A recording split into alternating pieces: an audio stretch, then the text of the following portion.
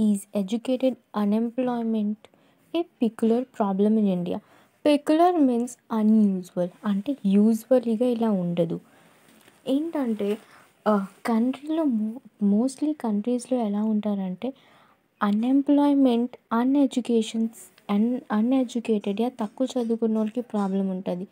వాళ్ళకి ఎంప్లాయ్‌మెంట్ దొరకలేదు. బట్ ఇండియాలో ఏంటి ఎడ్యుకేటెడ్ అన్‌ఎంప్లాయ్‌మెంట్, అంటే చదువుకున్నోళ్ళకి బట్ వాళ్ళు unemployed. So, it's a usual problem కాదు, ఇది అన్‌యూజువల్. సో, ఇది ఎలా ఉందో దాని రీజన్స్ తెలుసుకుందాం why. Okay. So, educated unemployment is a considered peculiar problem in India for several reasons.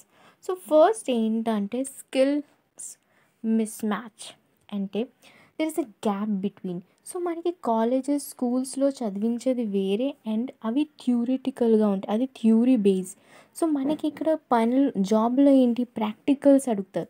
So, skills 2 match కాలేదు. So, it's a mismatch. Okay. Match కాలేదు కాబట్టి వాళ్ళు జాబ్స్ దొరకట్లేదు. వాళ్ళు అన్‌ఎంప్లాయిడ్‌గా ఉండిపోతున్నారు. Okay. Over population and competition. So, ఇండియాలో population చాలా ఎక్కువ. ఆ పాపులేషన్స్ అందరూ ఏమొచ్చి జాబ్ మార్కెట్‌లో జాబ్ సెర్చ్ చేస్తున్నారు. బట్ అంతగా జాబ్ మార్కెట్‌లో జాబ్ లేవు.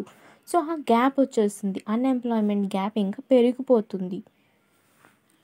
Preferences for a government job. Okay. అందరికీ ఇండియాలో మోస్ట్‌లీ అందరికీ స్టేబుల్ జాబ్ కావాలి. Government jobs are stable. But అవి ఉన్నవేంటి లిమిటెడ్. ఆ లిమిటెడ్ కోసం ఎంతోమంది ఎన్నో ఇయర్స్ దాకా ఏంటంటారు ఎగ్జామ్స్ రాస్తూ ఉంటారు. క్వాలి డిస్‌క్వాలిఫై ఎక్కువ చాలా ఇయర్స్ దాకా వాళ్ళు ఏంటంటారు గవర్నమెంట్ జాబ్ కోసం ప్రిపేర్ చేస్తూనే ఉంటారు. బట్ వాళ్ళకి జాబ్ రాదు. ఎందుకంటే చాలామంది ఇండియాలో గవర్నమెంట్ జాబ్‌కి ప్రిపేర్ అవుతూ ఉంటారు. అంతగా గవర్నమెంట్ జాబ్ ఉండవు. ఉన్నది కొన్నే, బట్ చాలామంది ట్రై చేస్తున్నారు. ఇయర్స్ గడిచిపోతాయి. వాళ్ళందరూ అన్‌ఎంప్లాయ్‌మెంట్ కిందనే వస్తారు. ఓకేనా. Under employment. So, under employment ఏంటంటే మన ఎడ్యుకేషన్‌కి తగ్గట్టు మనకి జాబ్ దొరకపోవడం. సో, అలాంటి వాటిలో ఏంటి అప్పుడు మన పొటెన్షియల్ వేస్ట్ అవుతుంది కదా. సో, అది కూడా అండర్ ఎంప్లాయ్‌మెంట్‌లోనే వస్తది. అది కూడా అన్‌ఎంప్లాయ్‌మెంటే అని అంటారు. Okay. Inequality in education quality. Education quality కూడా ఇండియాలో ప్రతి కాలేజెస్, యూనివర్సిటీలో చాలా డిఫరెన్స్. ఏంటంటే ఐఐటీ, అవన్నీ చాలా పెద్ద రెప్యూటెడ్ కాలేజెస్. దాంట్లో చదివించినట్టు వేరే స్కూల్స్‌లో చదివించరు. వేరే యూనివర్సిటీలో, చెన్నై యూనివర్సిటీలో.